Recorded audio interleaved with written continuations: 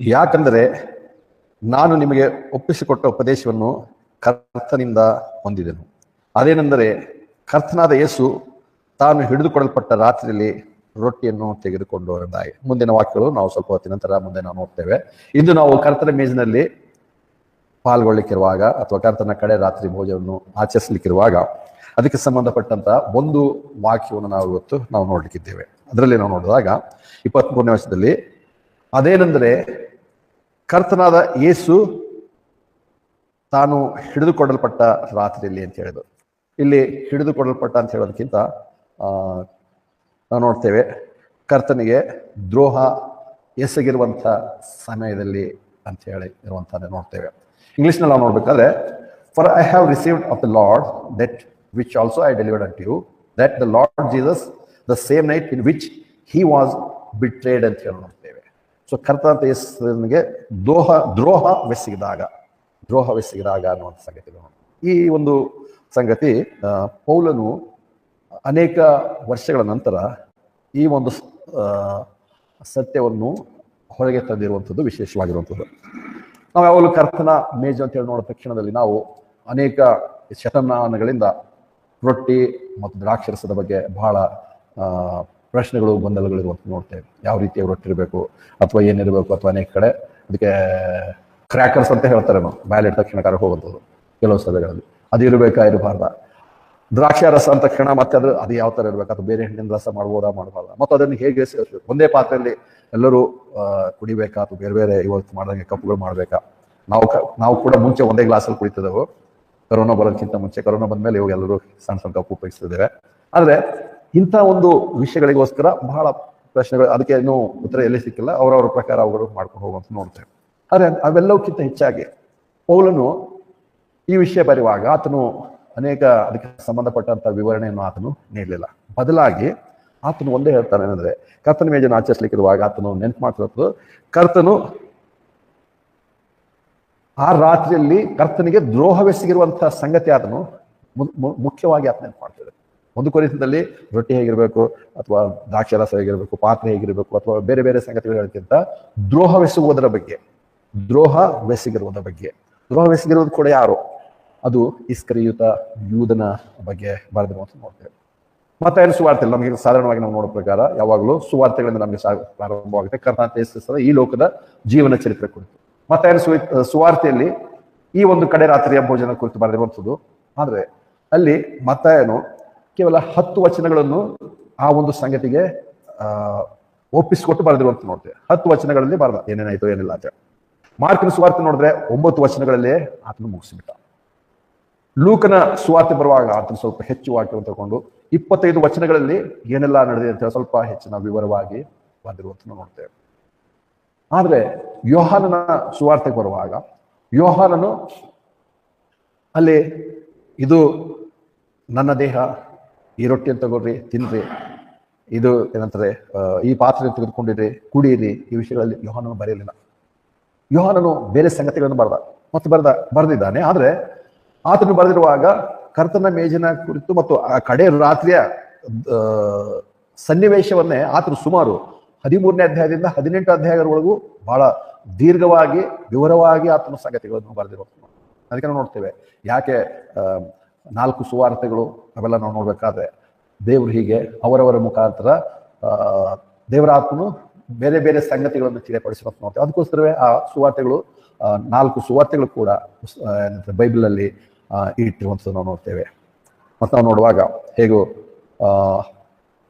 ಮತ್ತಾಯನು ನಾವು ನೋಡ್ಬೇಕಾದ್ರೆ ಎಲ್ಲ ಕಡೆಗಳಲ್ಲೂ ಕೂಡ ನಾವು ನೋಡ್ತೇವೆ. 26ನೇ ಅಧ್ಯಾಯ ನೋಡ್ತೇವೆ, ಮತ್ತೆ 26ನೇ ಅಧ್ಯಾಯ, ಮತ್ತೆ 26 2ನೇ ವಚನ ನೋಡ್ತೇವೆ. ಮತ್ತೆ 26:2, 2 ದಿವಸಗಳಾದ ಮೇಲೆ ಪಸ್ಕ ಬರುವುದೆಂದು ನೀವು ಬಲ್ಲಿರಿ, ಆಗ ಮನುಷ್ಯ ಕುಮಾರನು ಶಿಲುಬೆಗೆ ಹಾಕಲ್ಪಡೋದಕ್ಕಾಗಿ ಹಿಡಿದುಕೊಡಲ್ಪಡುವನು ಎಂದನು. ನಾವು ನೋಡ್ತೇವೆ ಇಲ್ಲಿ ಕೂಡ ಯಾಕಂದ್ರೆ ಹಿಡಿದುಕೊಡಲ್ಪಡುವನು ಇದೇ ಬರೆದಿರುವಂತ ನೋಡ್ತೇವೆ. ಯಾಕೆ ಹಿಡಿದು ಅಥವಾ ಅದಕ್ಕೆ ಅರ್ಥ ಹೇಗಿದೆ ಗೊತ್ತಲ್ಲ. ಆದ್ರೆ ಇಲ್ಲಿ ಕೂಡ ನೋಡುವಾಗ ಇಂಗ್ಲಿಷ್ನಲ್ಲಿ ಬಿಟ್ರೆ ಅನ್ನುವಂಥದ್ದು ಮತ್ತು ಒಂದು ರೀತಿ ದ್ರೋಹವೆಸುವಂಥದ್ದಂತೆ ನಾವು ನೋಡ್ತೇವೆ. ಅದರ ನಂತರ 20ನೇ ಅಧ್ಯಾಯದಿಂದ 24 ವಚನ ನೋಡ್ತೇವೆ. 26ನೇ ಅಧ್ಯಾಯ 20ನೇ ವಚನದಿಂದ 24 ವಚನಗಳು. ಸಾಯಂಕಾಲವಾದಾಗ ಆತನು 12 ಮಂದಿ ಶಿಷ್ಯರೊಂದಿಗೆ ಊಟಕ್ಕೆ ಕುಳಿತುಕೊಂಡನು. ಮತ್ತು ಅವರು ಊಟ ಮಾಡುತ್ತಿದ್ದಾಗ ಆತನು, ನಾನು ನಿಮಗೆ ನಿಜವಾಗಿ ಹೇಳುತ್ತೇನೆ, ನಿಮ್ಮಲ್ಲಿ ಒಬ್ಬನು ನನ್ನನ್ನು ಹಿಡಿದುಕೊಡುವನು ಅಂದನು. ಇಲ್ಲಿ ಕೂಡ ನೋಡುವಾಗ ಹಿಡಿದುಕೊಡುವನು ಅಂದರೆ ನಿಮ್ಮಲ್ಲಿ ಒಬ್ಬ ನನಗೆ ದ್ರೋಹ ಮಾಡ್ತಾನೆ, ನಿಮ್ಮಲ್ಲಿ ನನಗೊಬ್ಬನು ದ್ರೋಹವೆಸಗಲಿಕ್ಕಿದ್ದಾನೆ ಅಂತ ಹೇಳಿದನು. 22ನೇ ವಚನ. ಆಗ ಅವರು ಬಹಳ ದುಃಖಪಟ್ಟು, ಕರ್ತನೇ, ಅವನು ನಾನೋ ಎಂದು ಅವರಲ್ಲಿ ಪ್ರತಿಯೊಬ್ಬನು ಆತನನ್ನು ಕೇಳಲಾರಂಭಿಸಿದನು. ಅದಕ್ಕೆ ಆತನು ಪ್ರತ್ಯುತ್ತರವಾಗಿ, ನನ್ನ ಸಂಗಡ ಪಾತ್ರೆಯಲ್ಲಿ ಕೈ ಎದ್ದಿದವನೇ ನನ್ನನ್ನು ನನಗೆ ದ್ರೋಹ ಮಾಡುವನು ಅಂತೇಳಿ ಅಥವಾ ಹಿಡಿದುಕೊಡುವನು. ಮನುಷ್ಯಕುಮಾರ ತನ್ನ ವಿಷಯದಲ್ಲಿ ಬರೆದಿರುವ ಪ್ರಕಾರ ಹೋಗುತ್ತಾನೆ, ಆದರೆ ಮನುಷ್ಯಕುಮಾರ ಯಾವನಿಂದ ದ್ರೋಹಕ್ಕೆ ಒಳಗಾಗ್ತಾನೋ ಅಥವಾ ಹಿಡಿದುಕೊಡಲ್ಪಡುತ್ತಾನೋ ಆ ಮನುಷ್ಯನಿಗೆ ಅಯ್ಯೋ, ಆ ಮನುಷ್ಯನು ಹುಟ್ಟದೆ ಹೋಗಿದ್ದರೆ ಅವನಿಗೆ ಒಳ್ಳೇದಾಗುತ್ತಿತ್ತು ಅಂದನು ಅಂದಾಗ. ಅಂದ್ರೆ ಇಲ್ಲ ನೋಡುವಾಗ ಕರ್ತನ ಮೇಲಿನಲ್ಲಿ ಮುಂದೆ ಬರುವಾಗ ಪಾತ್ರೆ, ರೊಟ್ಟಿ ಎಲ್ಲ ಸಂಗತಿಗಳು ಹೇಳಿರುವಂತ ನೋಡ್ತೇವೆ. ಆದ್ರೆ ಅಲ್ಲಲ್ಲಿ ನೋಡುವಾಗ ಸುವಾರ್ತೆಗಳಲ್ಲಿ ದ್ರೋಹವೆಸಗಿರುವುದರ ಬಗ್ಗೆ ಪ್ರಾರಂಭದಿಂದಲೇ ಬರೆದಿರುವಂತ ನೋಡ್ತೇವೆ. ಮತ್ತಾಯನು ಸುಮಾರು 25 ಅಧ್ಯಾಯಗಳು ಕರ್ತನ ಜೀವನವನ್ನು ಕುರಿತು ಬರೆದನು. ಆತನು ಹುಟ್ಟಿದ್ದು ಯಾರ ವಂಶದಿಂದ ಹುಟ್ಟಿದ, ಅದಕ್ಕೆ ಮತ್ತೆ ಸುವಾರ್ತೆಯಲ್ಲಿ ನೋಡುವಾಗ ಅಲ್ಲ ನೋಡ್ತೇವೆ, ದಾವಿದ ಕುಮಾರನು, ದಾವಿದನ ಅಬ್ರಹಾಮನ ವಂಶದವನು, ಹೀಗೆ ವಿವರಣೆ ಮಾಡ್ಕೊಂಬಂದ. ಅಲ್ಲಿಂದ 25 ಅಧ್ಯಾಯಗಳವರೆಗೂ ಕರ್ತನ ಯೇಸು ಕ್ರಿಸ್ತನ ಜನನ ಅಷ್ಟೇ ಅಲ್ಲ, ನಂತರ ಸುನ್ನತಿ, ನಂತರ ಆತನ ಬಾಲ್ಯದ ಜೀವಿತ, ನಂತರ ಆತನ ಸೇವೆ ಕುರಿತು ವಿವರವಾಗಿ ಬರೆದ. ನಂತರ 26ರಿಂದ 28 ಅಧ್ಯಾಯಗಳು ಬರುವಾಗ ಆತನ ಶಿಲುಬೆಯ ಯಜ್ಞದ ಕಾರ್ಯ, ಮರಣ, ಸಮಾಧಿ ಮತ್ತು ಪುನರುತ್ಥಾನದ ವಿಷಯ, ನಂತರ ಪರಲೋಕಕ್ಕೆ. ಮಾರ್ಕನು ಕೂಡ ಹಾಗೆ 14 ಅಧ್ಯಾಯಗಳವರೆಗೂ 13 ಅಧ್ಯಾಯದವರೆಗೂ ಕ್ರಿಸ್ತನ ಜೀವಿತವನ್ನು ಕುರಿತು ಬರೆದ. ಲೂಕನು ಕೂಡ ಹಾಗೆ. ಆದರೆ ಯೋಹಾನನ ಬಳಿಗೆ ಬರುವಾಗ ಆತನು ಸುಮಾರು ಆತನ ಪುಸ್ತಕದ ಮಧ್ಯಭಾಗದಿಂದ 12 ಅಧ್ಯಾಯಗಳವರೆಗೆ ಕರ್ತನಾಥ ಯೇಸು ಕ್ರಿಸ್ತನ ಜೀವನದ ಕುರಿತು ಬರೆದ್ರೆ 13ನೇ ಅಧ್ಯಾಯದಿಂದ ಮುಂದಕ್ಕೆ ಆತನ ಮರಣ, ಆತನ ಶಿಲುಬೆ ಮರಣ, ಆತನ ಪುನರುತ್ಥಾನ, ಆತನ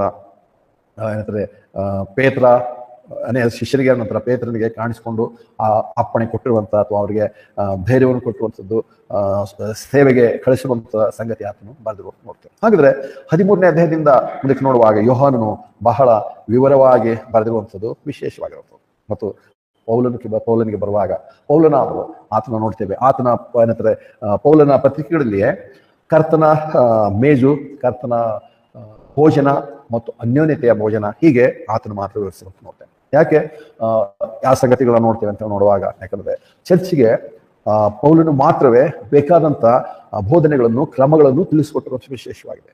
ಪೇತ್ರನಾಗಲಿ ಮತ್ತಿನ್ಯಾರಾಗಲಿ ಕರ್ತನ ಮೇಜಿನ ಕುರಿತು ಬರಲಿಲ್ಲ. ಯೋಹಾನನು ಸಹ ವಿವರವಾಗಿ ಬರೆದ್ರು ಕೂಡ ಆತನು ಅಲ್ಲಿ ನೋಡುವಾಗ ಯೋಹಾನನು ರೊಟ್ಟಿ ಮತ್ತು ಪಾತ್ರೆ ವಿಷಯದಲ್ಲಿ ಯೋಹಾನನು ಬರೆಯಲೇ ಇಲ್ಲ. ಯೋಹಾನನು ಕೂಡ ಬರದ ಅಂತ ಹೇಳಿದ್ರೆ ಅದು ಯೋಹಾನ ಸುವಾರ್ತೆ 5ನೇ ಅಧ್ಯಾಯದಲ್ಲಿ ಬರೆದಿರುವಂತ ನೋಡ್ತೇವೆ. ಯೋಹಾನ ಸುವಾರ್ತೆ 5ನೇ ಅಧ್ಯಾಯದಲ್ಲಿ ಅಲ್ಲಿ ಕರ್ತನ ಹೇಳ್ತಾನೆ, ಈಗೋ ನನ್ನ ದೇಹ ತಕೊಂಡು ತಿನ್ರಿ ಅಂತ ಹೇಳ್ದ. ಅದಲ್ಲಿ ಹೇಳುವಾಗ ಅದು ವಿಶ್ವಾಸಿಗೆ ಹೇಳಿಲ್ಲ, ಅವಿಶ್ವಾಸಿಗಳಿಗೆ ಯೋಹಾನನು 5ನೇ ಅಧ್ಯಾಯದಲ್ಲಿ ಹೇಳ್ತಿದ್ದಾರೆ. ನೀವು ಅಲ್ಲಿ ಕರ್ತನ ಯೇಸು ಕ್ರಿಸ್ತನು ಅವಿಶ್ವಾಸಿಗಳಿಗೆ ಹೇಳ್ತಿರುವಂಥದ್ದು. ಆದ್ರೆ ಕರ್ತನ ಮೇಜಾದ್ರೂ ಅವಿಶ್ವಾಸಿಗಳಿಗಲ್ಲ, ವಿಶ್ವಾಸಿಗಳಿಗೆ ಹೇಳಿರುವಂತ ಸಂಗತಿ ನೋಡುವಾಗ ಯೋಹಾನನು ಆ ಸಂಗತಿಗಳನ್ನು ಬರೆಯಲಿಲ್ಲ. ಅದಕ್ಕೋಸ್ಕರವೇ ನಾವು ನೋಡುವಾಗ ಈ ಒಂದು ಕರ್ತನ ಭೋಜನ ಅಂತ ತಕ್ಷಣ ಹಲವು ರೀತಿಯಲ್ಲಿ ಹಲವು ಸಾರಿ ನಾವು ಅದರ ಬಗ್ಗೆ ಧ್ಯಾನ ಮಾಡಿರ್ಬೋದು, ಕೇಳಿರ್ಬೋದು. ಆದ್ರೂ ಪ್ರತಿ ಸಾರಿ ನಾವು ಇನ್ನು ಹೆಚ್ಚಿನ ಅಥವಾ ಬೇರೆ ತರವಾದಂತಹ ಸಂಗತಿಗಳನ್ನು ಅದರಿಂದ ನಾವು ತಿಳ್ಕೊಳ್ಳೋದಕ್ಕೆ ನಾವು ಪ್ರಯತ್ನ ಪಡುವಂತ ನೋಡ್ತೇವೆ. ಮತ್ತು ಹಾಗೆ ದೇವರ ವಾಕ್ಯದಲ್ಲಿ ದೇವರು ಅಂತಹ ಸಂಗತಿಗಳನ್ನು ತಿಳಿಸುವಾತನಾಗಿದ್ದಾನೆ ಅಂತ ನೋಡ್ತೇವೆ. ಇಲ್ಲ ನೋಡುವಾಗ ಇಲ್ಲಿ ನಾವು ನೋಡ್ತೇವೆ, ಕಡೆ ರಾತ್ರಿ ಭೋಜನ ಅಂತ ತಕ್ಷಣ ಕೇವಲ ನಮಗೆ ಪಸ್ಕ ಹಬ್ಬ ಆಚರಿಸುವಂಥದ್ದು ಅಥವಾ ಅವರೆಲ್ಲರ ಒಟ್ಟಿಗೆ ನಿನ್ನಿತ್ಯ ಭೋಜನ ಮಾಡಿದ್ದು ಮತ್ತು ಒಂದು ರೀತಿ ಸಂತೋಷಕರವಾಗಿರ್ಬೋದು. ಮತ್ತು ಅದೇ ಸಮಯಕ್ಕೆ ಕರ್ತನು ಹೋಗುತ್ತೇನೆ ಅಥವಾ ನಿಮ್ಮಿಂದ ನಾನು ಮರಣ ಹೊಂತೇನೆ, ಅವೆಲ್ಲ ಸಂಗತಿಗಳು ಅಷ್ಟರ ಮಟ್ಟಿಗೆ ಶಿಷ್ಯರ ತಲೆಯಲ್ಲಿ ಹೋಗಲಿಲ್ಲ. ಆದ್ರೆ ಆತನು ಊಟ ಪ್ರಾರಂಭ ಮಾಡೋದಕ್ಕಿಂತ ಮುಂಚೆ ಆತನು ಯಾವಾಗಲೂ ನಿಮ್ಮಲ್ಲಿ ಒಬ್ಬನು ದ್ರೋಹಿಸ್ತಾನೆ. ಮತ್ತಾಯನು, ಮಾರ್ಕನು, ಲೂಕನು ಮತ್ತು ವಿಶೇಷವಾಗಿ ಯೋಹಾನನು ಆ ಸಂಗತಿಯನ್ನೇ ಆತನು ತಿಳಿಸ್ಕೊಂಡ. ನಾವೆಲ್ಲ ಇಲ್ಲಿ ನಾವು ನೋಡ್ಬೇಕಾದ್ರೆ ಕರ್ತನಾಥ ಯೇಸು ಕ್ರಿಸ್ತನೇ ಆ ಒಂದು ಔತಣಕ್ಕೆ ಯಜಮಾನನಾಗಿರುವಂಥದ್ದು. ಆತನ ಒಂದು ರೀತಿ ಔತಣವನ್ನು ಕೊಡ್ತಿದ್ದಾನೆ.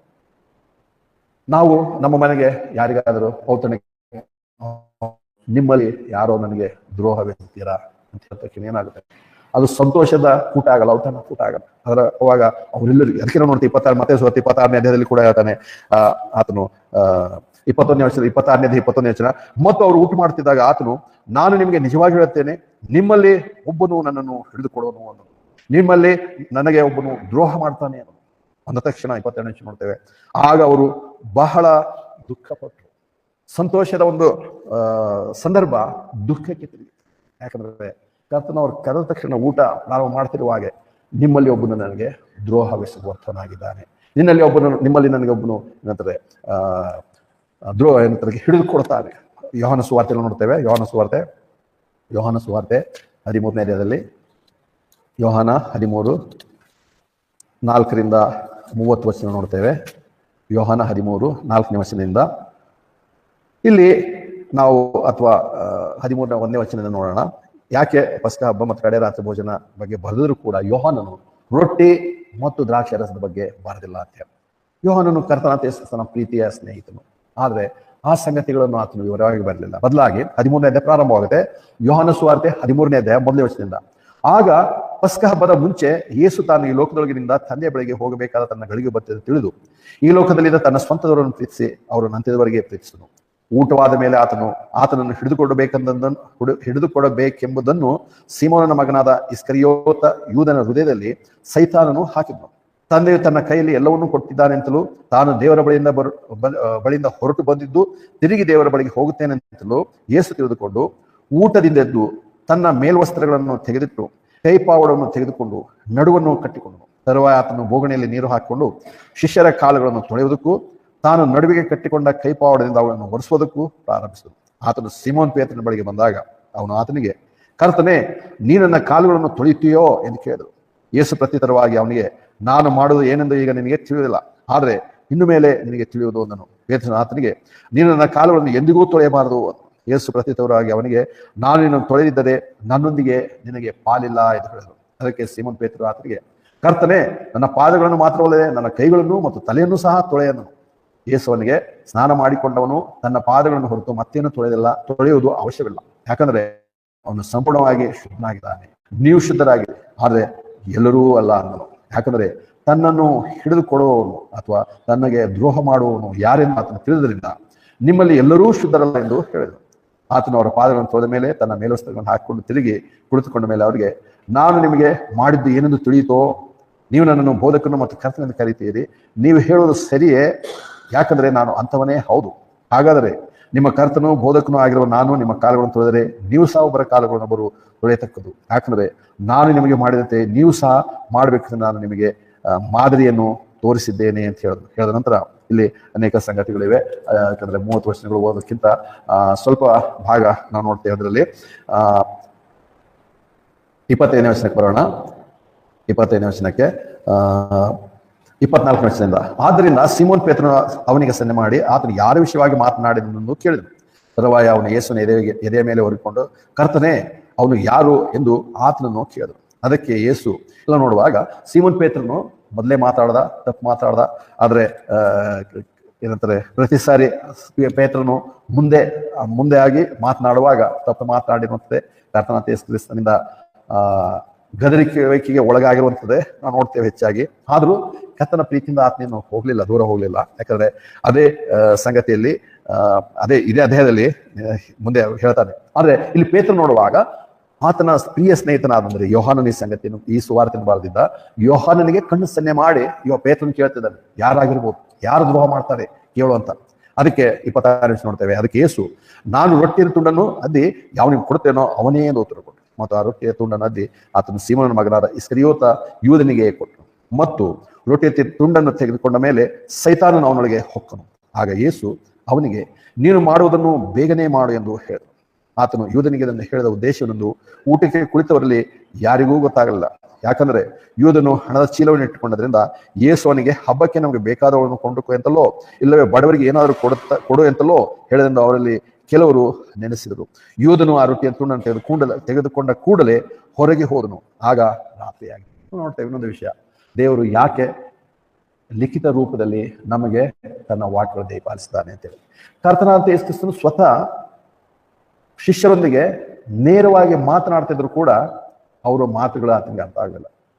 ಇಲ್ಲಿ ಬೇರೆ ಜನರ ಗುಂಪು, ಬೇರೆ ಅನೇಕ ಕಡೆ ನೋಡ್ತೇವೆ, ಕರ್ತನು ಎಲ್ಲ ಜನರ ಗುಂಪಿಗೆ ಸೇರಿಸಿ ಸಾಮ್ಯವನ್ನು ಹೇಳಿದ ತಕ್ಷಣ ಮತ್ತೆ ಅವ್ರು ಬಂದು ಕೇಳ್ತಾರೆ, ಕರ್ತನೆ, ಅದು ಸಾಮ್ಯದ ಅರ್ಥ ನಮ್ಗೆ ಗೊತ್ತಾಗಿಲ್ಲ, ನಮ್ಗೆ ಹೇಳೋ ಅಂತೇಳಿ ಕರ್ತನು ಅವರಿಗೆ ಕೆಲವು ಕಡೆ ವಿವರಿಸಿರುವಂತ ನೋಡ್ತೇವೆ. ಅದಾದ್ರೂ ಬೇರೆ ವಿಷಯ. ಇಲ್ಲಿ ಒಂದು ಕೋಣೆಯಲ್ಲಿದ್ದಾರೆ, ಒಂದು ಕೋಣೆಯಲ್ಲೇ ಕುಳಿತುಕೊಂಡು ಎಲ್ಲರೂ ಊಟ ಮಾಡಿ ಎಲ್ಲರೂ ಏನಂತಾರೆ ಕರ್ತನ ಹೇಳುವಂತ ಮಾತು ಸ್ಪಷ್ಟವಾಗಿ ಕೇಳಿಸ್ಕೊಳ್ಳುವಂತ ಒಂದು ಏನಂತಾರೆ ಡಿಸ್ಟೆನ್ಸ್ ಅಲ್ಲಿ ಅಥವಾ ಹತ್ತಿರದಲ್ಲೇ ಕೂತ್ಕೊಂಡಿದ್ದಾರೆ.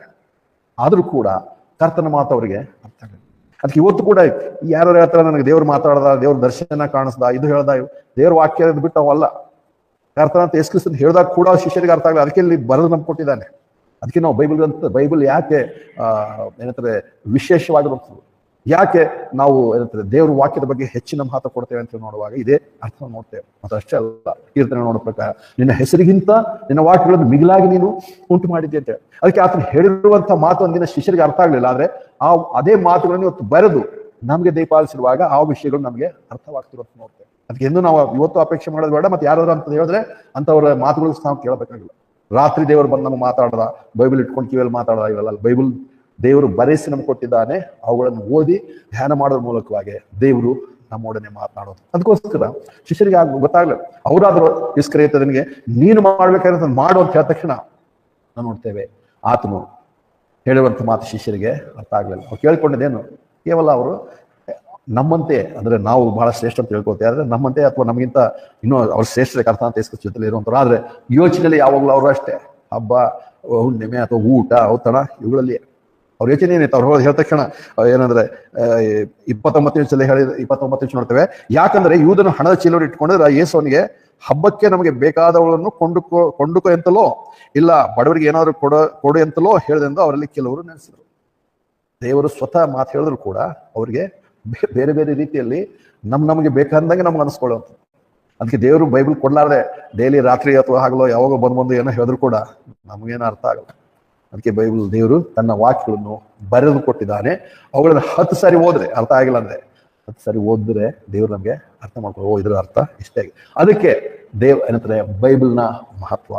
ಬೈಬಲ್ ಅನ್ನುವಂಥದ್ದು ದೇವರ ವಾಕ್ಯವೇ ದೇವರ ಅಂತಿಮ ತೀರ್ಮಾನ ನಮಗೆ ದಯಪಾಲಿಸುವುದು. ಅದರಿಂದಲೇ ನಮಗೆ ಅರ್ಥವಾಗುತ್ತದೆ ಈ ಸಂಗತಿಯನ್ನು ನೋಡ್ತೇವೆ. ಮತ್ತು ನಾವು ನೋಡುವಾಗ ಹೀಗೆ 13ನೇ ಅಧ್ಯಾಯದಲ್ಲಿ ಯೋಹಾನನು ಯಾವೇ ವಿಷಯಗಳನ್ನು ಬರಲಿಲ್ಲ. ಇಲ್ಲೇನೋ ಸ್ವಲ್ಪ ಆತನ ಬರೆದ ಏನಂದ್ರೆ 26ನೇ ವರ್ಷದಲ್ಲಿ ಅದಕ್ಕೆ ಯೇಸು ನಾನು ರೊಟ್ಟಿ ತುಂಡನ್ನು ಅದ್ದಿ ಯಾವನಿಗೆ ಕೊಡ್ತೇನೋ ಅವನೇ ಎಂದು ಉತ್ತರ ಕೊಟ್ಟನು.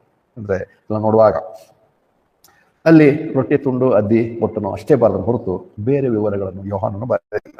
ಆದ್ರೆ ಆ ರಾತ್ರಿ ನಡೆದಿರುವಂತಹ ಇನ್ನೂ ಅನೇಕ ವಿಷಯಗಳು ಮತ್ತು ನೋಡ್ತೇವೆ. ಯೋಹಾನನು ಸುಮಾರು ವಿಷಯಗಳು ಅಂದ್ರೆ ಆ ಸಮಯದಲ್ಲಿ ಕರ್ತನ ಹೇಳಿರುವಂತ ಅನೇಕ ವಿಷಯಗಳು ಆತನ ನೋಡ್ತೇವೆ. ಏನಂದ್ರೆ ಅವಾಗಲೇ ತಾನು ತಂದೆ ಬಳಿಗೆ ಹೋಗುವಂಥದ್ದು, ಪರಲೋಕದಲ್ಲಿ ಭವನಗಳನ್ನು ಸಿದ್ಧಪಡಿಸುವಂಥದ್ದು, ಮತ್ತು ತಾನು ಹೋದ ಮೇಲೆ ಪರಿಶುದ್ಧಾತ್ಮನನ್ನು ಕಳಿಸುವಂಥದ್ದು. ಆತನು ಸತ್ಯದ ಆತ್ಮನು, ಆತನು ಆಧರಿಕನು, ಆತನು ಬಂದು ನಾನು ಹೇಳುವಂಥ ಸಂಗತಿಗಳು ನಿಮಗೆ ಅರ್ಥ ಮಾಡಿಕೊಡ್ತಾನೆ. ನಾನು ಹೋಗದೇ ಇದ್ರೆ ಆತನು ಬರೋದಿಲ್ಲ, ಅದಕ್ಕೆ ನಾನು ಹೋಗುವಂಥದ್ದು ಅವಶ್ಯಕವಾಗಿದೆ, ನಾನು ಹೋದ ಮೇಲೆ ಆತನು ಬರ್ತಾನೆ. ಹೀಗೆ ಅನೇಕ ಸಂಗತಿಗಳು ಆತನ ಹೇಳ್ಕೊಂಬಂದ. ಇಲ್ಲಿ ಹೇಳಿದ ಮೇಲೆ ನಾವು ನೋಡ್ತೇವೆ ನಾನು ನೋಡೋ ಪ್ರಕಾರ ಆತನು ಹೇಳಿ ಹೋದ ಮೇಲೆಯೇ ನಾವು ನೋಡ್ತೇವೆ ಕರ್ತನು ಅವರಿಗೆ ಹೊಸ ಸಂಗತಿ ಅಥವಾ ಆಜ್ಞೆಯನ್ನು ಕೊಟ್ಟನು. 30ನೇ ವಚನ ನೋಡಿದೆ. ಆವಾಗಲೇ ಯೂದನು ಆ ರೊಟ್ಟಿಯ ತುಂಡನ್ನು ತೆಗೆದುಕೊಂಡು ಕೂಡಲೇ ಹೊರಗೆ ಹೋದನು. ಆಗ ರಾತ್ರಿ ಆಗಿತ್ತು. ಆತನು ಹೋದ ಮೇಲೆ 34ನೇ ವಚನ ನೋಡ್ತೇವೆ. 34 ನಾನು ನಿಮಗೆ ಒಂದು ಹೊಸ ಆಜ್ಞೆಯನ್ನು ಕೊಡ್ತೇನೆ, ಏನೆಂದರೆ ನೀವು ಒಬ್ಬರನ್ನೊಬ್ಬರು ಪ್ರೀತಿಸಬೇಕು. ನಾನು ನಿಮ್ಮನ್ನು ಪ್ರೀತಿಸಿದ ಮೇರೆಗೆ ನೀವು ಸಹ ಒಬ್ಬರನ್ನೊಬ್ಬರು ಪ್ರೀತಿಸಬೇಕು ಎಂಬುದೇ. ಒಬ್ಬರ ಮೇಲೊಬ್ಬರಿಗೆ ಪ್ರೀತಿ ಇದ್ದರೆ ಇದರಿಂದ ಎಲ್ಲರೂ ನಿಮ್ಮನ್ನು ನನ್ನ ಶಿಷ್ಯರೆಂದು ತಿಳಿದುಕೊಳ್ಳುವುದೆಂದು ಹೇಳಿದನು. ಆಗ ಏನಂತಾರೆ ಸೀಮೋನ್ ಪೇತ್ರನ ಕರ್ತನಿಗೆ ಅಲ್ಲಿ ಹೇಗೆ ನಾವು ನೋಡ್ತೇವೆ ಎಲ್ಲಿಗೆ ಹೋಗುತ್ತೆ ಅಥವಾ ಏನು ಹೇಳುವಂಥದ್ದು ಅದು ಬೇಕಾದ್ರೆ ಆ ಸಂಗತಿ ಕೂಡ ನೋಡೋಣ. 36ನೇ ವಚನ ಯೋಹಾನ ಸುವಾರ್ತೆ 13ನೇ ಅಧ್ಯಾಯ 36ನೇ ವಚನ. ಸೀಮೋನ್ ಪೇತ್ರನ ಅವನಿಗೆ ಕರ್ತನೆ ನೀನು ಎಲ್ಲಿಗೆ ಹೋಗುತ್ತೆ ಅನ್ನಲು ಯೇಸು ಪ್ರತ್ಯುತ್ತರವಾಗಿ ಅವನಿಗೆ ನಾನು ಹೋಗುವಲ್ಲಿಗೆ ನೀನು ಈಗ ಬರಲಾರೆ, ತರುವಾಯ ನೀನು ನನ್ನನ್ನು ಹಿಂಬಾಲಿಸುವೆನು. ಪೇತ್ರ ಅವನಿಗೆ ಕರ್ತನೆ ನಾನು ಯಾಕೆ ಈಗ ನಿನ್ನ ಹಿಂದೆ ಬರಲಾರೆನು, ನಿನಗೋಸ್ಕರ ನನ್ನ ಪ್ರಾಣವನ್ನೇ ಕೊಡುವೆನು ಅಂದನು. ಯೇಸು ಪ್ರತ್ಯುತ್ತರ ಅವನಿಗೆ ನೀನು ನನಗೋಸ್ಕರ ನಿನ್ನ ಪ್ರಾಣವನ್ನೇ ಕೊಡುತ್ತೀಯೋ, ನಾನು ನಿನಗೆ ನಿಜ ನಿಜವಾಗಿ ಹೇಳುತ್ತೇನೆ, ನೀನು ನನ್ನನ್ನು 3 ಸಾರಿ ಅಲ್ಲಗಳೆಯುವ ತನಕ ಕುಂಜ ಕೂಗುವುದಿಲ್ಲ ಅನ್ನೋದು. ಪೇತ್ರನು ಯಾವಾಗಲೂ ಅದನ್ನು ಹೇಳ್ತಿದ್ದ. ಆದ್ರೆ ಕರ್ತನಿಗೆ ಯಾಕಂದ್ರೆ ಯಾಕಂದ್ರೆ ಇಲ್ಲಿ ನಡೆದಿರೋ ಸಂಗತಿ ದ್ರೋಹ ಮಾಡ್ತಾನೆ. ದ್ರೋಹ ಮಾಡುವಂಥ ನಿಮ್ಮಲ್ಲಿ ಒಬ್ಬ ಇದ್ದಾನೆ. ನನಗೆ ಈ ಸಮಯದಲ್ಲಿ ದ್ರೋಹವೆಸಗಲಿಕ್ಕಿದ್ದಾರೆ, ದ್ರೋಹ ಆಗುತ್ತೆ. ಅದಕ್ಕೆ ಯಾರು ಅಂತೆಲ್ಲ ಹೇಳಿದ್ರು. ಅದು ರೊಟ್ಟಿಯ ತುಂಡನ್ನು ಅದ್ದಿ ಆತನಿಗೆ ಕೊಟ್ಟ. ಆದ್ರೂ ಅವ್ರಿಗೆ ಅರ್ಥ ಆಗ್ಲಿಕ್ಕಿಲ್ಲ, ಯಾಕಂದ್ರೆ ಯೂದನೇ ಕಾರ್ಯ ಮಾಡ್ತಿದ್ದಾನೆ ಅಂತೇಳಿ. ಯಾಕಂದ್ರೆ ಆತನ ಹೊರಗೆ ಹೋಗಿ ಅವ್ರು ತಿಳ್ಕೊಂಡಿದ್ದೇನೋ ಹಣ ಚೀಲ ತಗೊಂಡು ಹೋಗ್ತಾನೆ, ಏನೋ ಖರೀದಿ ಮಾಡಿ ಬರ್ತಾನೆ. ಆದ್ರೆ ಅವನಾದ್ರೂ ಏನನ್ನೋ ಮಾಡಕ್ ಹೋದ. ಅದಕ್ಕೆ ಇಲ್ಲಿ ಪೇತ್ರನು ತಿರ್ಗಿ ಅದೇ ಯೋಚನೆಯಲ್ಲಿ ಹೇಳ್ತಾನೆ, ಯಾರಾದ್ರೂ ದ್ರೋಹವೆಸಬಹುದು, ಆದ್ರೆ ನಾನು ಎಸಗುವುದಿಲ್ಲ. ಆದ್ರೆ ಕರ್ತನ ಆತ್ಮಿಗೆ ಅದ ಇದೇ ರಾತ್ರಿ 3 ಸಾರಿ ನೀನು ನನಗೆ ಅಂದ್ರೆ ಇಲ್ಲಿ ಹೇಗೋ ಇನ್ನೊಂದು ದಿವಸ ನಾವು ನೋಡೋಣ ಪೇತ್ರನ ವಿಷಯದ ದ್ರೋಹವಾಗಿರ್ತ ಅಥವಾ ಯಾಕೆ ಕ್ಷಮಿಸಲ್ಕೊಟ್ನು, ಯೂದನ ಯಾಕೆ ಕ್ಷಮಿಸಲ್ಕೊಡ್ಲಿಲ್ಲ, ಈ ಸಂಗತಿಗಳು ಬೇರೆ ದಿವಸದಲ್ಲಿ ನಾವು ನೋಡ್ಬೋದು. ಆದ್ರೆ ಇವತ್ತು ನಾವು ನೋಡಿರುವಾಗ ಪೌಲನು ಹೇಳುವ ಹಾಗೆ ನಾವು ನೋಡ್ತೇವೆ. 1 ಕೊರಿಂಥ 11 ನೋಡಿದ ಪ್ರಕಾರ 1 ಕೊರಿಂಥ 11 ನಾವು ನೋಡಿದ ಪ್ರಕಾರ ಅಂದ್ರೆ, ಯಾಕಂದ್ರೆ ನಾನು ನಿಮ್ಗೆ ಒಪ್ಪಿಸಿಕೊಟ್ಟ ಉಪದೇಶವನ್ನು ಕರ್ತನೆ ಹೊಂದಿದ್ದೇನೆ. ಅದೇನಂದ್ರೆ ಕರ್ತನಾದ ಯೇಸು ತಾನು ನನಗೆ ದ್ರೋಹವೆಸಗುವಂತ ರಾತ್ರಿಯಲ್ಲಿ ನಡೆದಿರುವಂತ ಘಟನೆ, ದ್ರೋಹದ ಬಗ್ಗೆ ಬರೆದಿರುವಂತಹ ಸಂಗತಿಗಳು ನೋಡ್ತಿದೆ. ಎಲ್ಲ ನೋಡುವಾಗ ಹೇಗೂ ಯೋಹಾನನ ಸುವಾರ್ತೆ 13ನೇ ಅಧ್ಯಾಯ ಅಷ್ಟೊಂದು ವಿವರವಾಗಿ ಸ್ವಲ್ಪ ಭಾಗ ನೋಡಿದೆವು. ಯೋಹಾನನು ಒಂದು ರೀತಿ ಕರ್ತನ ಮೇಜಿನ ಬಗ್ಗೆ ವಿವರವಾಗಿ ಹೇಳ್ತಿಲ್ಲ, ಆದ್ರೆ ಆತನು ಫುಟ್ ವಾಷಿಂಗ್ ಅಥವಾ ಪಾದಗಳನ್ನು ತೊಳೆದರ ಬಗ್ಗೆ ಬಹಳ ವಿವರವಾಗಿ ಬರೆದಿದೆ. 13ನೇ ಅಧ್ಯಾಯದ ನೋಡ್ತೇವೆ 38 ವಚನಗಳಲ್ಲಿ ಸುಮಾರು 30 ವಚನವರೆಗೂ ಅಥವಾ 25 ವಚನ ಕೇವಲ ಫುಟ್ ವಾಷಿಂಗ್ ಬಗ್ಗೆ, ಪಾದಗಳನ್ನು ತೊಳೆದ್ರ ಬಗ್ಗೆ ಬರೆದಿರುವಂಥದ್ದು. ಮತ್ತು ಇವತ್ತು ಕೆಲವು ಚರ್ಚ್ನವರಿದ್ದಾರೆ, ಕೆಲವು ಸಭೆಗಳವರು, ಅವರು ಕೂಡ ಪಾದ ತೊಳೆಯುವಂತ ಒಂದು ಅಭ್ಯಾಸ ಮಾಡ್ಕೊಂಡಿದ್ದಾರೆ. ಮತ್ತೆ ಅವ್ರು ಕೆಲವು ಯಾವಲ ಅಲ್ಲ ವರ್ಷಕ್ಕೊಂದ್ಸಾರಿ ಮಾಡುವಂಥವ್ರು, ವರ್ಷಕ್ಕೊಂದ್ಸಾರಿ ಅವರು ಪಾದಗಳ ತೊಳೆಯೋದು ಒಂದು ಸಿಸ್ಟಮ್ ಇಟ್ಕೊಂಡಿರುವಂಥದ್ದು. ಇವೆಲ್ಲ ರೂಢಿಗಳು, ಇವೆಲ್ಲ ಪದ್ಧತಿಗಳು, ಪಾದಗಳು ತೊಳೆಯೋದು. ಕರ್ತನಾದ ಯೇಸು ಕ್ರಿಸ್ತನು ಕೇವಲ ಎಲ್ಲರೂ ಬಂದ ತಕ್ಷಣ ನೀವು ಪಾದಗಳು ತೊಳೆದು ಏನೋ ಒಂದು ಕೆಲಸ ಮಾಡಿಬಿಟ್ರಿ ಅಂತ ಹೇಳಿ ಈ ಕಾರ್ಯಗಳು ಇವತ್ತು ಬೇರೆ ಧರ್ಮದಲ್ಲಿ ಅನ್ಯರು ಕೂಡ ಅಂಥವುಗಳನ್ನು ಅನುಸರಿಸುವಂತ ನೋಡ್ತೇವೆ. ಮಧ್ಯಪ್ರದೇಶದಲ್ಲಿ ಕೆಲವು ದಿವಸಗಳಿಂದ ನೋಡಿದ್ರೆ ಒಬ್ಬನು ಏನಂತಾರೆ ದಲಿತನ ಮೇಲೆ ಅಸಭವಾಗಿ ವರ್ತನೆ ಮಾಡ್ದ. ಅಲ್ಲಿ ನಾವು ಚೀಫ್ ಮಿನಿಸ್ಟರ್ ಅವನಿಗೆ ಹಿಡ್ಕೊಂಬಂದು ಅವನಿಗೆ ಪಾದ ತೊಳೆದ. ಆಮೇಲೆ ನೋಡಿದ್ರೆ ಯಾರಿಗೆ ಅವಮರ್ಯಾದೆ ಆಗಿತ್ತೋ ಅವನಲ್ಲ, ಯಾರಿಗೋ ಕರ್ಕೊಂಬಂದು ಅವನಿಗೆ ಪಾದ ತೊಳೆದ. ಹೀಗೆ ಮಾಡಿದ ತಕ್ಷಣ ಏನಾಗತ್ತೆ, ಕರ್ತನಾದ ಯೇಸು ಕ್ರಿಸ್ತನು ಹೇಗೂ ನಾವು ನೋಡ್ತೇವೆ ಹೃದಯದಿಂದ ಆತ್ಮಿಕವಾಗಿ ಮಾಡುವಂಥ ಸಂಗತಿಯನ್ನು ಹೇಳ್ತಿದ್ದೇನೆ ಹೊರತು ಹೊರಗಿನ ತೋರಿಕೆಯಲ್ಲಿ ಅಥವಾ ದೈಹಿಕವಾಗಿ ಮಾಡುವಂಥದ್ದು ಮುಖ್ಯವಾಗಲ್ಲ. ಆದರೆ ಅನೇಕ ಸರಿ ನಾವು ದೈಹಿಕವಾದಂಥ ಬಹಿರಂಗವಾಗಿ ಜನರಿಗೆ ಕಾಣುವಂತೆ ಜನರ ಮುಂದೆ ಏನ್ ಮಾಡ್ಬೇಕು ಅವುಗಳಲ್ಲೇ ನಾವು ಬಹಳ ಏನಂತಾರೆ ಮಗ್ನರಾಗಿದ್ದೇವೆ, ತಲ್ಲೀನರಾಗಿದ್ದೇವೆ. ಅವುಗಳಲ್ಲೇ ನಾವು ಏನೆಲ್ಲ ಮಾಡಕ್ ಹೋಗ್ತೇವೆ. ಹಾಗೆ ಮಾಡೋದ್ರಿಂದ ಅನೇಕ ಸಾರಿ ನಾವು ಅನ್ಯರೊಂದಿಗೆ ಕಾಂಪಿಟೇಷನ್ ಇಳಿದು ಅವ್ರಿಗಿಂತ ಹೆಚ್ಚಾಗಿ ನಾವು ಮಾಡಕ್ ಪ್ರಯತ್ನ ಪಡ್ತೇವೆ. ಆದ್ರೆ ಕರ್ತನು ಅವುಗಳನ್ನು ಅಪೇಕ್ಷಿಸಿಲ್ಲ, ಕರ್ತನು ಅವುಗಳನ್ನು ಹೇಳಿಲ್ಲ.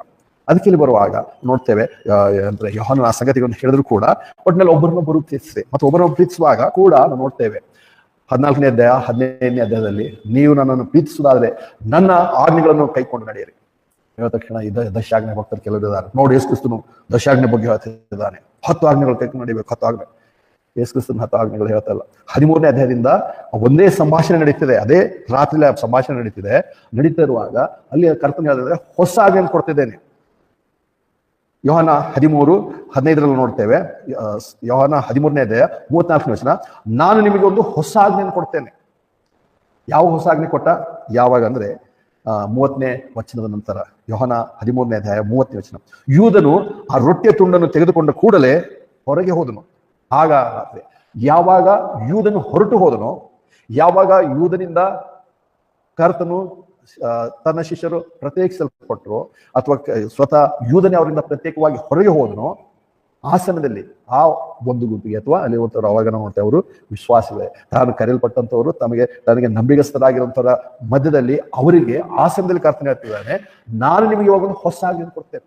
ಇಲ್ಲಿವರೆಗೂ ಏನೆಲ್ಲ ಹೇಳಿರ್ಬೋದಾದ್ರೆ ಇವಾಗ ಇಲ್ಲಿವರೆಗೂ ದ್ರೋಹ ಮಾಡುವಂಥವ್ನು ನಿಮ್ಮ ಜೊತೆಗಿದ್ದಾದ್ರೆ ಆತನ ಹೋದ ಮೇಲೆ ಹೊಸ ಆಜ್ಞೆ ಕೊಟ್ಟು, ಹೊಸ ಆಜ್ಞೆಯನ್ನು ಒಬ್ಬರನ್ನೊಬ್ಬರು ಪ್ರೀತಿಸುತ್ತೆ. ಮತ್ತೆ ಅದಕ್ಕೆ ದಶಾಜ್ಞೆ ಭಕ್ತರಾಗಿ ಅಥವಾ ಕೆಲವರು ಇದ್ದಾರೆ, ನಾವು ಯೋಹಾನದಲ್ಲಿ ಹೀಗೆ ಹೇಳಿದಾರೆ, ಹಾಗೆ ಹೇಳಿದ್ರೆ ಬಹಳ ಹೇಳ್ತಾರೆ, ಆಜ್ಞೆ ಕಾಯ್ಕೊಂಡು ನೋಡ್ಬೇಕು. ಆಜ್ಞೆ ಎಷ್ಟು ದಶಾಜ್ಞೆ ಬಗ್ಗೆ ಹೇಳ್ತಲ್ಲ, ಹೊಸ ಆಜ್ಞೆ ಹೇಳ್ತದೆ.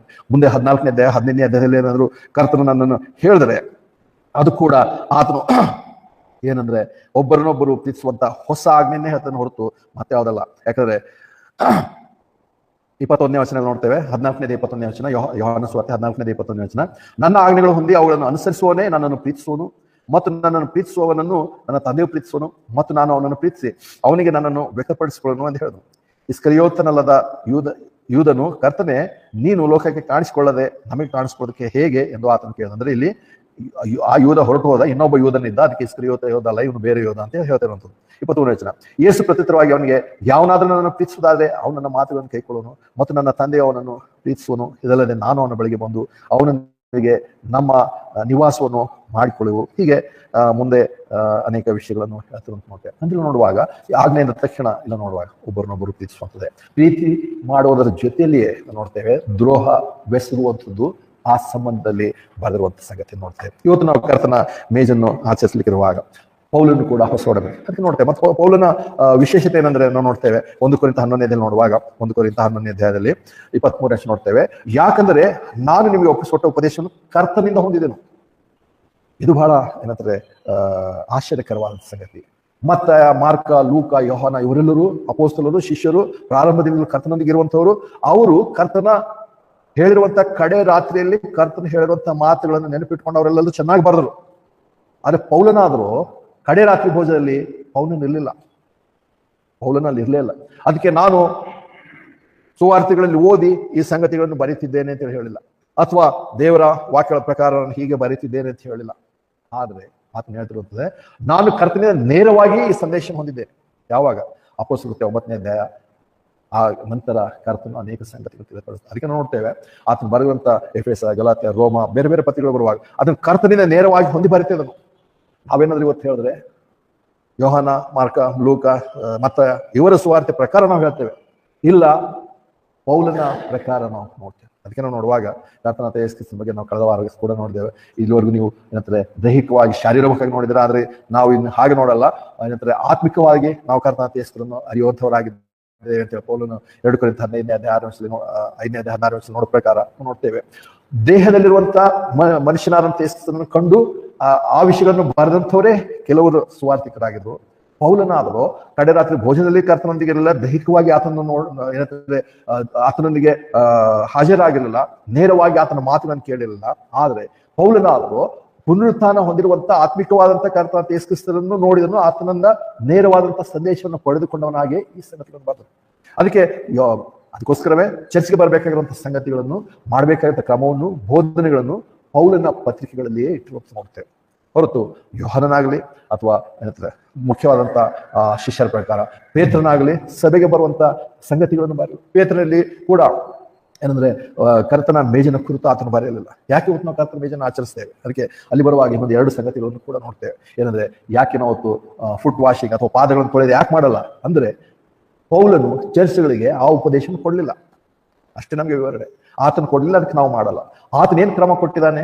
ಕರ್ತನು ಕಡೆ ರಾತ್ರಿಯಲ್ಲಿ ದ್ರೋಹಕ್ಕೆ ಒಳಗಾಗುವಂತ ಸಮಯದಲ್ಲಿ ಕರ್ತನಿಂದ ನೇರವಾಗಿ ಹೊಂದಿರುವಂತಹ ಮಾತನ್ನು ನಾನು ನಿಮಗೆ ತಿಳಿಯಪಡಿಸ್ತಿದ್ದೇನೆ.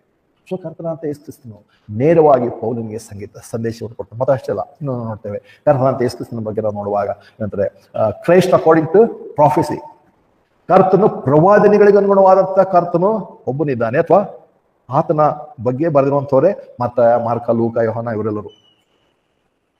ಕ್ರೈಸ್ಟ್ ಅಕಾರ್ಡಿಂಗ್ ಟು ಮಿಸ್ಟ್ರಿ, ಮರ್ಮ ಗುಪ್ತವಾಗಿರುವಂತ ಸಂಗತಿಗಳಿಗೆ ಅನುಗುಣವಾದಂತ ಕ್ರಿಸ್ತನು. ಅದಕ್ಕೆ ಪೌಲನು ಇಲ್ಲಿವರೆಗೂ ಜಗತ್ತಿನ ಉತ್ಪತ್ತಿಯಿಂದ ಇಲ್ಲಿವರೆಗೂ ಮರೆ ಮಾಡಿರುವಂತ ಗುಪ್ತವಾಗಿರುವಂತ ಮರ್ಮವನ್ನು ನಾನು ಕರ್ತನಿಂದ ನೇರವಾಗಿ ಹೊಂದಿ ನಾನು ನಿಮಗೆ ತಿಳಿಯಪಡಿಸ್ತಿದ್ದೇನೆ ಅಂತ ಹೇಳುವಾಗ, ಪೌಲನೆಲ್ಲಿಯೂ ದೈಹಿಕವಾದಂತ ಕರ್ತನನ್ನು ಅಥವಾ ಪ್ರವಾದನೆಗೆ ಅನುಗುಣವಾದಂತ ಕರ್ತನನ್ನು ಅದನ್ನು ಬರೀತಿಲ್ಲ.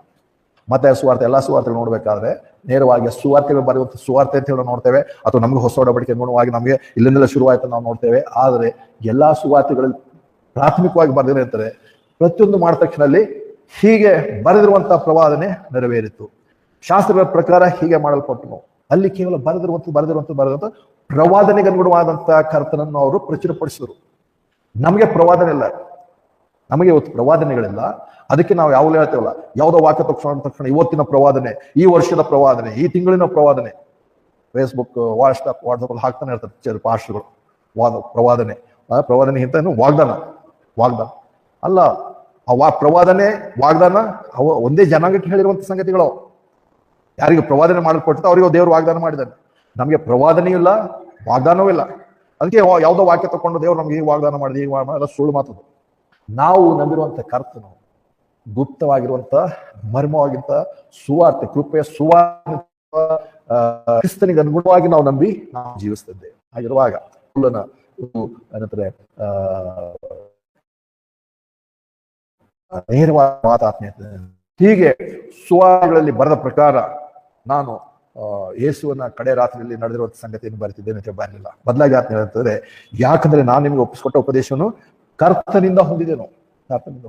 ಸೊ ಕರ್ತನಿಂದ ಹೊಂದಿರುವಂತ ಸಂಗತಿಯನ್ನೇ ನಾವು ಯಾಕೆ ಪಾದಗಳನ್ನು ತೊಳೆಯುವಂತ ಮಾಡ್ತಿಲ್ಲ, ಕರ್ತನ ಮೇಜನ್ನು ಆಚರಿಸ್ತದೆ ಅಂದ್ರೆ, ಪೌಲನು ರಹಸ್ಯ ಆಗಿರುವಂತಹ ಮರ್ಮದ ವಿಷಯವಾಗಿರುವಂತಹ ಸಂಗತಿಯನ್ನು, ಕೃಪೆಯ ಸುವಾರ್ತೆಯನ್ನು ಕರ್ತನಿಂದ ಹೊಂದಿ ತಿಳಿಸಲ್ಪಟ್ಟಾಗ ಸಭೆಗೆ ಆತನು ಕರ್ತನ ಮೇಜನ್ನು ಆಚರಿಸುವ ಬಗ್ಗೆ ಬರೆದಿದ್ದಾನೆ, ಅದಕ್ಕೆ ನಾವು ಅದನ್ನು ಆಚರಿಸ್ತೇವೆ.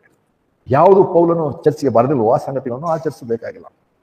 ಅದಕ್ಕೆ ಅನೇಕ ಸಂಗತಿಗಳನ್ನು ಯಾಕೆ ಮಾಡ್ತೇವೆ, ಯಾಕೆ ಮಾಡಲ್ಲ ಅನ್ನೋದಕ್ಕೆ ಇಷ್ಟೇ ಪತ್ರಿಕೆಗಳು ಚರ್ಚ್ಗೆ ಬರುವಂಥದ್ದು, ಪತ್ರಿಕೆಗಳು ಏನು ಹೇಳ್ಕೊಟ್ಟಿವೋ ಅದನ್ನೇ ನಾವು ಮಾಡುವಂಥದ್ದಾಗಿದ್ದೇವೆ. ಹೀಗೆ ಬರುವಾಗ ಇನ್ನು ಕೊನೆ ಭಾಗ ಅಥವಾ ಕೆಲವು ಸಂಗತಿಗಳು ನೋಡ್ತೇವೆ.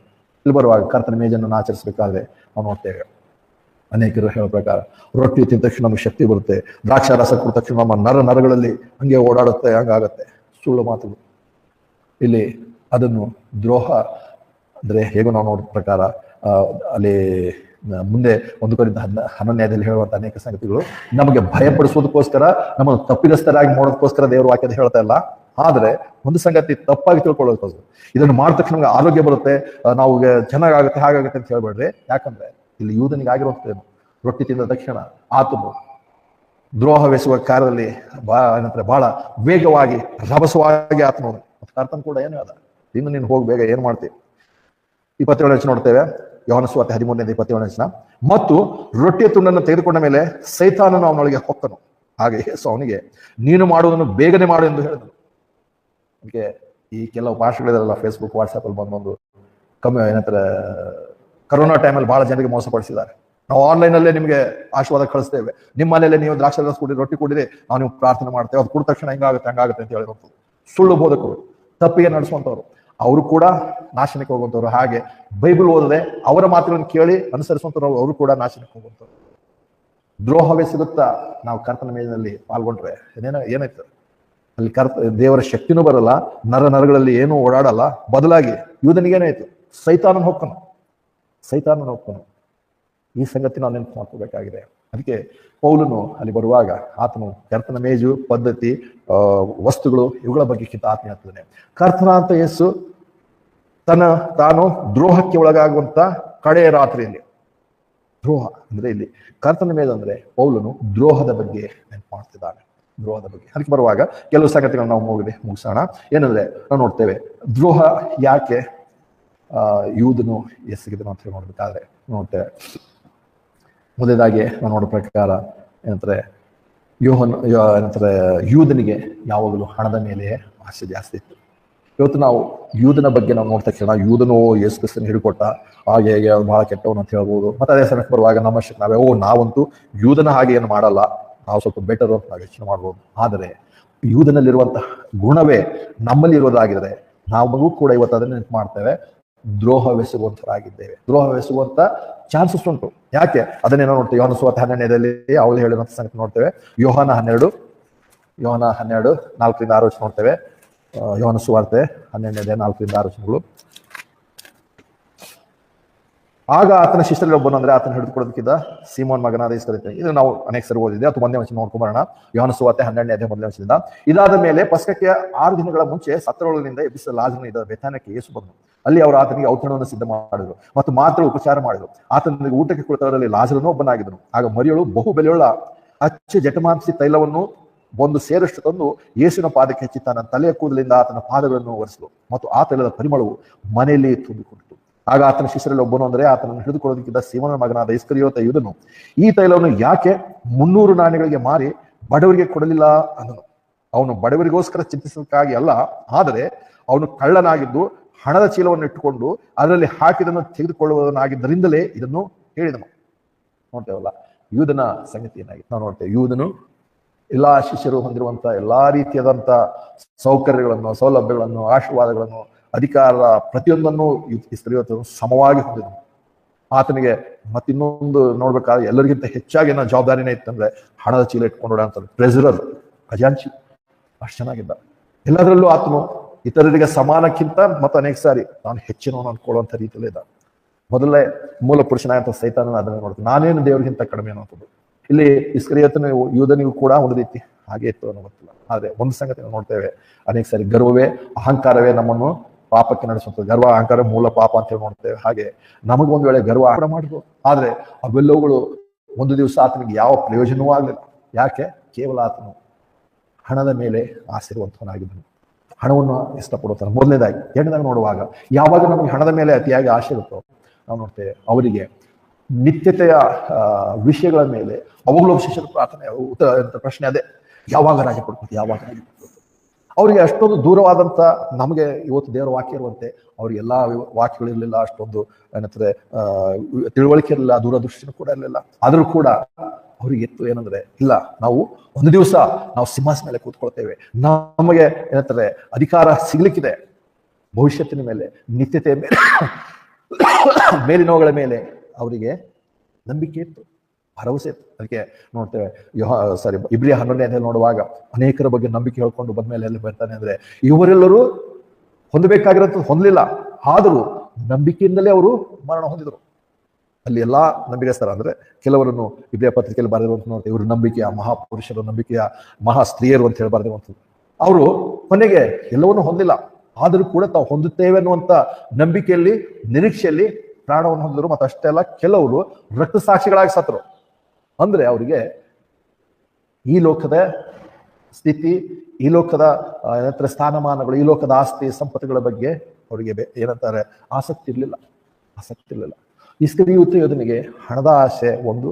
ನಾವು ಹಣದ ಆಸೆ ಪಡುತ್ತಾ ಏನಾದರೂ ಕರ್ತನಿಗೆ ದ್ರೋಹವೆಸುವಂತ ಸ್ಥಿತಿಯಲ್ಲಿದ್ದೇವ. ಹೇಳಿದ್ರೆ ನೋಡುವಾಗ ನಮ್ಗೆ ಯಾವಾಗ ಹಣದ ಮೇಲೆ ಅಥವಾ ಇಂಥ ಏನಂತಾರೆ ನಶಿಸಿ ಹೋಗುವಂಥ ಈ ಲೋಕದ ಸಂಗತಿಗಳ ಮೇಲೆ ಬಹಳ ದೃಢವಾಗಿ ನಮಗೆ ಅಥವಾ ಏನಂತಾರೆ ಆಶೆಗಳು ಹೆಚ್ಚುತ್ತಾ ಹೋಗ್ತಾ, ಹಾಗೆ ನಿತ್ಯತ್ವ ಪರಲೋಕದ ಸಂಗತಿಗಳು ನಾವು ದೂರ ಆಗ್ತಾ ಹೋಗ್ತವೆ. ಅಥವಾ ಏನಂತಾರೆ ಕೊನೆಗೆ ಅವು ನಮ್ಮ ಕಣ್ಣಿಗೆ ಕಾಣಲ್ಲ. ಯಾವ ರಕ್ಷಣೆ ಹೊಂದಿರೋ ದಿವಸದಲ್ಲಿ ಬಹಳ ಎಲ್ಲ ಸ್ಪಷ್ಟವಾಗಿ ಕಾಣ್ತಿತ್ತು, ಅದು ಇದಾಗ್ತಿತ್ತು. ಆದರೆ ಕೊನೆಗೆ ಬರ್ತಾ ಬರ್ತಾ ಬರ್ತಾ ಬರ್ತಾ ನಮ್ಗೆ ಏನಾಗ್ತದೆ, ಇವತ್ತು ಏನ್ ಬೇಕು, ನಾಳೆ ಏನು ಹೊಂದಬೇಕು, ಇವತ್ತು ಅನುಭವಿಸಿಲ್ಲ ಅಂದ್ರೆ ಇಟ್ಕೊಂಡು ಏನ್ ಮಾಡೋಣ, ಅನೇಕ ವಿಶ್ವಾಸಗಳು ಅಂತ ನೋಡ್ತೇವೆ. ನಮ್ಮ ಜೀವಿತದಲ್ಲಿ ನಾವು ಅನುಭವಿಸಿಲ್ಲ ಅಂದ್ರೆ ಏನು ಪ್ರಯೋಜನ. ಆದರೆ ಕ್ರಿಸ್ತನ ಶಿಷ್ಯರು, ಕ್ರಿಸ್ತ ವಿಶ್ವಾಸಿಗಳು ಈ ಲೋಕದಲ್ಲಿ ಅನುಭವಿಸೋದಕ್ಕೋಸ್ಕರ, ಪರಲೋಕದಲ್ಲಿ ಅನುಭವಿಸೋದಕ್ಕೋಸ್ಕರ ನಾವು ಈ ಲೋಕದಲ್ಲಿ ಕೆಲವುಗಳನ್ನು ತ್ಯಜಿಸಬೇಕಾಗಿದೆ, ಕೆಲವುಗಳಿಂದ ನಾವು ದೂರ ಇರಬೇಕಾಗಿದೆ. ಯಾವಾಗ ನಮಗೆ ನಿತ್ಯತೆ, ದೇವರ ಮಾತುಗಳು ನೆರವೇರ್ತವೆ. ಮುಂದೆ ನಮಗೆ ನಿತ್ಯತೆ ಅನ್ನುವಂಥದ್ದುಂಟು.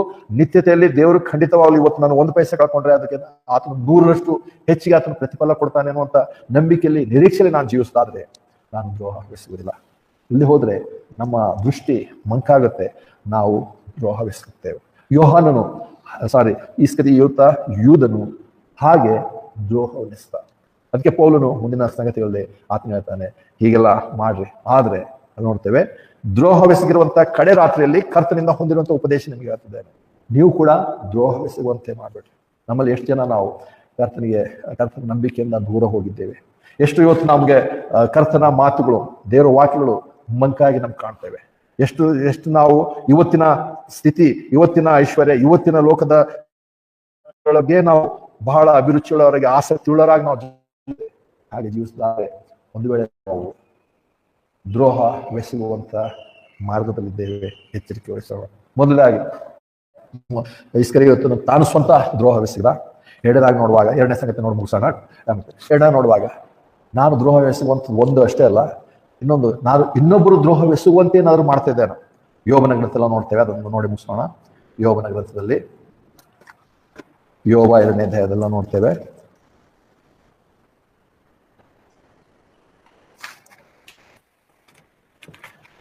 ಯೋಬ 2ನೇ ಅಧ್ಯಾಯ 7ನೇ ವಚನದಿಂದ. ಯೋಬ 2ನೇ ಅಧ್ಯಾಯ 7ನೇ ವಚನ.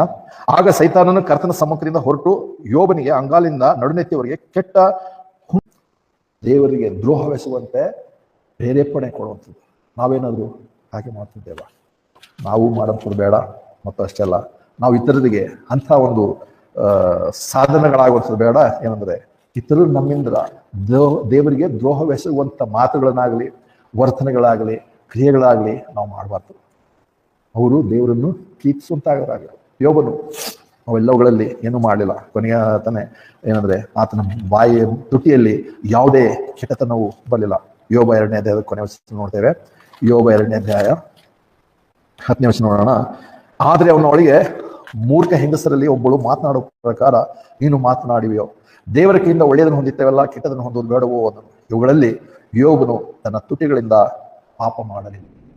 ನಾವು ಪಾಪ ಮಾಡದಿದ್ದರಿಂದ ನಾವು ದ್ರೋಹವೆಸಗಲ್ಲ, ಇನ್ನೊಬ್ಬರಿಗೆ ದ್ರೋಹವೆಸುವ ಪ್ರೇರೇಪಣೆ ಮಾಡಲ್ಲ. ನಾವೇನಾದ್ರೂ ಹಾಗೆ ಮಾಡಲಾಗಿದೆ, ಕರ್ತನ ಮೇಲಿನಲ್ಲಿ ನಾವು ಭಾಗಿಯಾಗಲು ಏನಂತಾರೆ ಅನರ್ಹರಾಗಿದ್ದೇವೆ. ಅದಕ್ಕೆ ನಾವು ಅನೇಕ ಸಂಗತಿಗಳು ನೋಡ್ತೇವೆ ಪ್ರತಿ ಸಾರಿ. ಇವತ್ತು ನಾವು ನೋಡುವಾಗ ನಾವು ನೋಡ್ತೇವೆ 28ನೇ ವಚನ, 1 ಕೊರಿಂಥ 11ನೇ 28ನೇ ವಚನ 27ನೇ ವಚನದಿಂದ, ಹೀಗಿರುವುದರಿಂದ ಯಾವನಾದರೂ ಅಯೋಗ್ಯವಾಗಿ ರೊಟ್ಟಿಯನ್ನು ತಿಂದು ಕರ್ತನ ಪಾತ್ರ ಪಾನ ಮಾಡಿದರೆ ಅವನು ಕರ್ತನ ದೇಹಕ್ಕೆ ರಕ್ತಕ್ಕೆ ಅಪರಾಧ ಮಾಡಿದವನಾಗಿರುವ. ಆದರೆ ಒಬ್ಬನು ತನ್ನನ್ನು ಪರೀಕ್ಷಿಸಿಕೊಂಡವನಾಗಿ ಆ ರೊಟ್ಟಿಯಲ್ಲಿ ತೆಗೆದುಕೊಂಡು ತಿನ್ನಲಿ ಮತ್ತು ಆ ಪಾತ್ರೆಯಲ್ಲಿ ಕುಡಿಯಲಿ.